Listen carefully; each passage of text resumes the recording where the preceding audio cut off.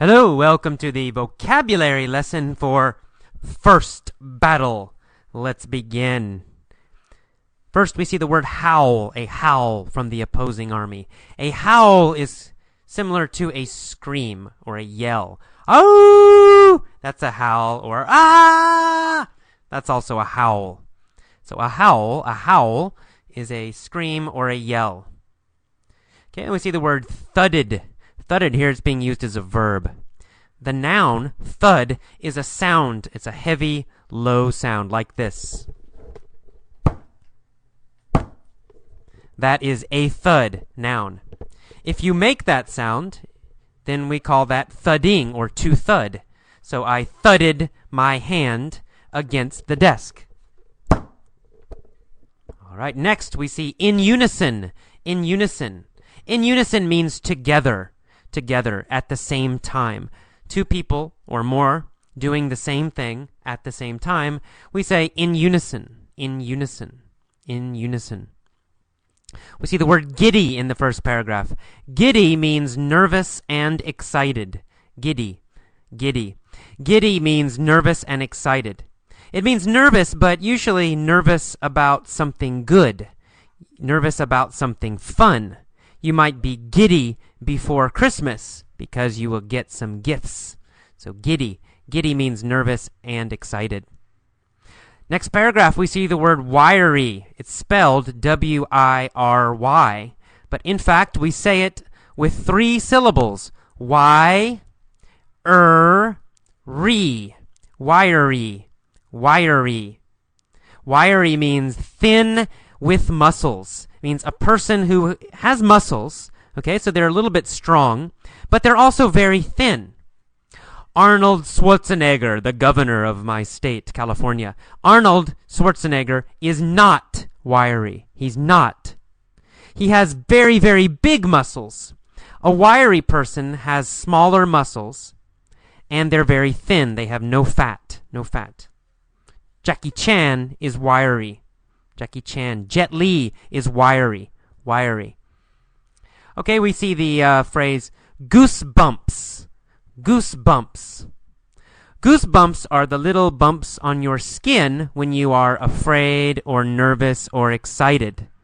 I think in Japan they say chicken bumps sometimes, some other countries, but we say goose. Goose is an animal. It's like a big duck. So goosebumps, the little bumps on your skin when you're nervous or cold or scared. All right. We see the verb to advance. To advance. In this case, to advance means move forward. Move straight ahead. Move forward. To advance. To advance. The army's advanced means the army's moved forward. All right, in the next paragraph, we see the word adrenaline. Adrenaline. Adrenaline is a chemical from your body. Adrenaline is a chemical in your body. Adrenaline is a hormone, a chemical in your body. When you are afraid or excited, your body makes adrenaline. Adrenaline makes you want to run away or fight. So when you feel very excited, you have a lot of energy, it's because you have adrenaline in your body, in your blood. All right, we see the word awe here. A-W-E. Awe. It's pronounced awe. Awe. Awe. You don't actually say a W sound. There's not awa. No, it's awe. And awe means surprise, amazement. You feel like, oh, wow, amazing, incredible, wow. That feeling we call awe. Awe. And the word awesome comes from this short word, awe. Okay, next paragraph we have the word oddballs. An oddball is a person who is a little strange. So odd, O-D-D, means a little strange. But that's an adjective. Oddball is a noun. It describes, it refers to a person. An oddball is a person who is odd. An oddball is a person who is a little strange. Oddball, a strange person, strange person. We see the word medieval in that paragraph. Medieval is a period of history. It's a time in history, in European history. Medieval, the medieval history period was about 500 AD to about 1500 AD. So knights and armor. You know, you've seen movies about King Arthur, Braveheart. Those are medieval movies. That's a medieval time period. Medieval. All right, we see the word outlandish in this paragraph. Outlandish means kind of dramatic and creative and a little crazy. But not crazy like on the street, living on the street crazy. Crazy and fun. Very loud and fun. For example, Jim Carrey. Jim Carrey is an outlandish person. If you see Jim Carrey's comedy movies, right, he's always yelling and screaming and yeah! He acts kind of crazy, but it's very fun, very funny. That's outlandish. Outlandish. So outlandish means kind of crazy and fun. We see the word hamish here, hamish performers. Hamish means too dramatic, too strong. And hamish, really, we use it to describe an actor or an actress. Say, oh, she is a ham, or she is hamish. A ham is a noun, hamish is an adjective. If we say she's hamish, it means, oh, her acting is too strong, too much. All right, we see the word buff here, B-U-F-F, a buff, a history buff. A buff is a fan, someone who likes some kind of field or discipline, someone who likes to study something or do something, especially studying something. So for example, here we have a history buff is a person who loves to study history. It's their hobby.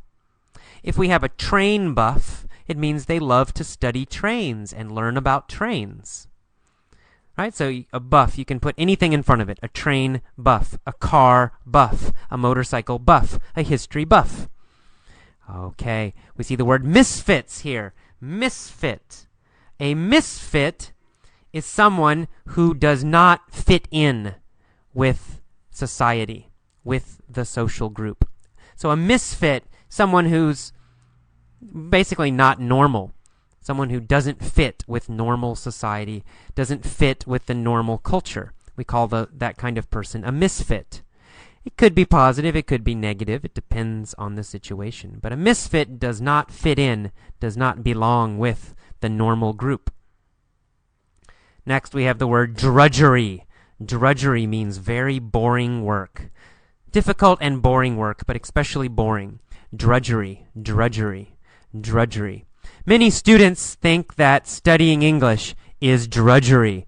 Oh, it's boring and difficult work. That's what students sometimes say, right? They're using textbooks.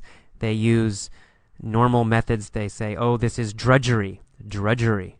Drudgery, difficult, boring work. Drudgery. Drudgery. Okay, next paragraph, we see the word, actually the phrase, revolves around.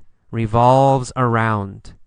Revolves around means it's the center of the event. It's the most important thing. So we say the event revolves around a tournament or a fight. It means the fight is the most important part of the event. The event revolves around a fight. The event revolves around a battle. Means the battle's in the middle. It's the most important part of the event. All right, and centerpiece is the same idea. We also see the word centerpiece in that paragraph. It's the same meaning. It means it's the most important thing. It's in the center. Okay, next paragraph, on to page 2. We see the word patchwork. A patchwork. A patchwork means a collection. What it really means is a group of things that are put together. Lots of little pieces put together. For example, if I have a lot of pieces of clothing, and I sew them together, I put them together, and I make pants. But I'm not using one big piece, right? I have many little pieces that I'm sewing together. That's called a patchwork. A patchwork. A patchwork. In this article, it says the United States is a patchwork of kingdoms. It means the small groups called kingdoms are put together to make the United States. A patchwork. A patchwork. Okay, then we go on to 2 more paragraphs down. We see the phrase full-fledged. Full-fledged. Full-fledged means total, complete, 100%. If I say he is a full-fledged alcoholic, right? Alcoholic, someone who drinks alcohol too much. That means he's a total alcoholic. Completely, totally an alcoholic. A full-fledged alcoholic. So full-fledged means total, complete, 100%. All right, we see the word monarchy here. Monarchy is a kind of government. Monarchy. Monarchy is a government that is ruled by, that is controlled by a king and a queen. That's a monarchy. A monarchy. A monarchy. Not many monarchies in the world anymore. But in the past, many monarchies, right? There was a king and a queen. They were the true leaders. That's a monarchy style of government. Okay, down towards the end of that paragraph, we see the word persona. Persona. Persona is kind of like a character or a personality. But it's one that you create. So it's a character or personality that you create. We call that a persona. Persona. Persona. Persona. Next paragraph, we see the word stunning. Stunning means amazing, incredible, and surprising. That's stunning. Stunning, incredible, amazing, surprising, stunning, stunning. All right, we see the word manic in this paragraph. Manic means having a lot of energy. Very, very, very energetic. Super energetic. Very, very, very energetic. Lots and lots and lots of energy. We say manic. Manic. He is manic. He is manic. He's always running around. He always speaks very fast. Manic. Manic. Next paragraph, we have a few new words and a few interesting words. One is meticulous. Meticulous. Many members of the SCA are meticulous researchers. Meticulous means very, very careful. And especially meticulous means careful about details. Careful about small details. We call that meticulous. It's an adjective. Meticulous. A meticulous person. A very careful person. A person who's careful about details. Meticulous. Meticulous. Meticulous. Okay, a little farther down, we see the word eccentricity. Eccentricity means weirdness, strangeness, eccentricity. But eccentricity means strangeness that is okay, it's not negative. Strangeness, maybe that's a little bit fun or a little interesting. We call that eccentricity. Eccentricity. Eccentricity is a noun. Next, we see the word camaraderie. Camaraderie. You really don't pronounce that second A. We usually say camaraderie. Camaraderie. Camaraderie is a feeling of friendship. It's the emotion of friendship. When you have a friend, the emotion you feel for the other person, we call it camaraderie. We usually don't say love, right? If you have a friend, it might be love if you really have a close friend. You might say you love your friend. But a normal, average friend, you might just say you have camaraderie. You feel camaraderie. It's a feeling of friendship, camaraderie. At the end of that paragraph, we see the word jubilant. Jubilant. Jubilant means very, very, very happy. Jubilant. He is very jubilant means he's very happy. Yay! Jubilant, happy. Jubilant means happy. Jubilant means very happy. Then we see tedium. Tedium means very boring work. Very, very boring. Usually tedium has the idea of having something that's very, very small. Lots of details. Many boring details. We call that tedium. The tedium is the noun. Tedious is the adjective. This work is tedious. Or this is tedium. Finally, we see the phrase, for its own sake. For its own sake. Do something for its own sake. When you do something for its own sake, you do it because you enjoy it. Only because you like it. Only because you enjoy it. You're not trying to get some other goal. You don't have another reason to do it. You just do it because you like it. We call that doing it for its own sake. For its own sake. For its own sake.